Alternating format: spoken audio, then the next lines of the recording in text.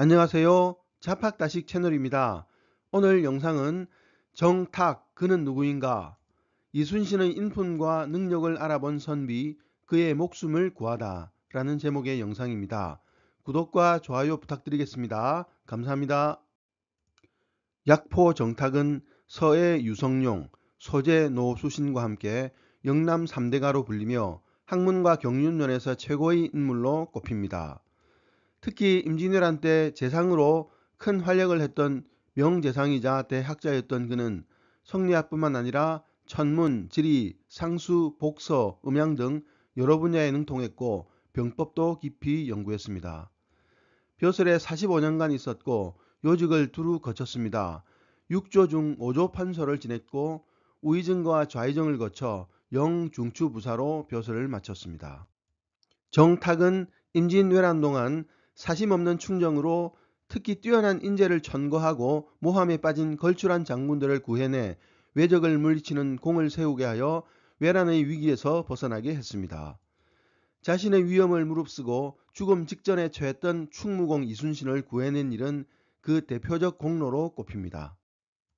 1597년 3월 이순신은 엄청난 전공에도 불구하고 당파 싸움 속에서 모함과 음해로 인해 투옥되기에 이릅니다. 당시 임금도 오해 속에 이순신에 대해 좋지 않은 감정을 갖고 있었습니다.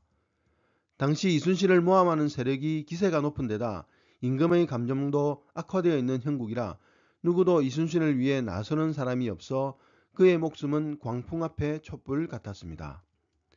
정탁은 이런 일을 그냥 모른 채 넘어갈 사람이 아니었습니다. 무엇보다 위기에 처한 나라를 위해 이순신이 꼭 필요하다는 사실을 잘 알았던 정탁은 죽음을 무릅쓰고 상소를 올렸습니다. 이때 올린 상소가 이순신이 목숨을 구하고 큰 공을 세워 나라를 구하게 한 신구차라는 상소문입니다.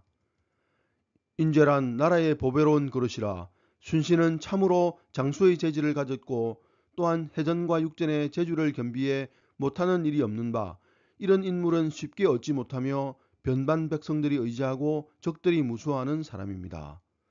일개 순신의 죽음은 아깝지 않으나 국가에 관련됨이 가볍지 않으니 어찌 우려되지 않겠습니까?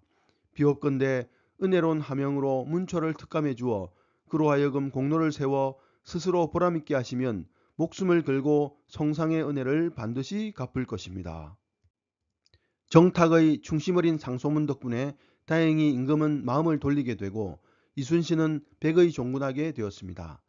이때 원균의 대패로 경상도와 전라도가 왜군에게 점령당하고 수군에 남은 배는 겨우 12척이었습니다. 이순신은 거의 전멸 상태의 수군을 수습, 세계사에 길이 남을 명랑대첩으로 제해권을 다시 회복했습니다. 이런 정탁에 대해 이순신은 나를 추천한 이는 서해 유성룡이요 나를 구해준 이는 약포 정탁이다 라고 했습니다. 그리고 약포가 없으면 충무공도 없다라는 말이 회자되기도 했습니다. 이순신의 일 외에도 의병장 김등령 장군이 사람을 죽인 일과 모함으로 옥에 갇혀 극형에 처해질 위험을 당했을 때 나라를 위하고 장군을 아끼는 충정으로 상소를 올려 선조의 특명으로 석방되도록 했습니다.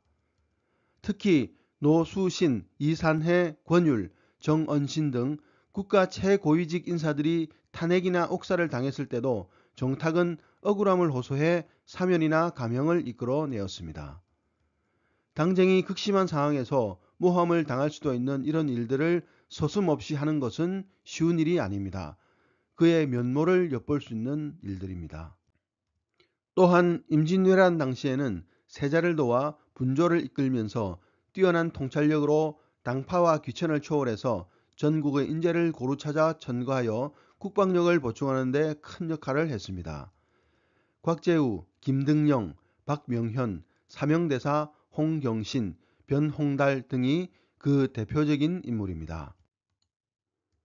그는 원칙과 대의 명분을 위해서는 목숨을 두려워하지 않고 직언하는 강직한 면모와 함께 대범하고 바다처럼 넓은 도량을 지닌 인물이었습니다. 또한 천성적으로 억울한 일을 당한 사람이 있으면 그냥 지나치지 않고 그 억울함을 풀어주는 성품이었습니다. 오늘 다시 정탁을 생각해 보는 것은 그의 바다같이 넓은 따뜻한 마음이 그리워서일까요? 오늘의 참고도서는 조선의 선비들 인문학을 말하다라는 책이었습니다. 감사합니다.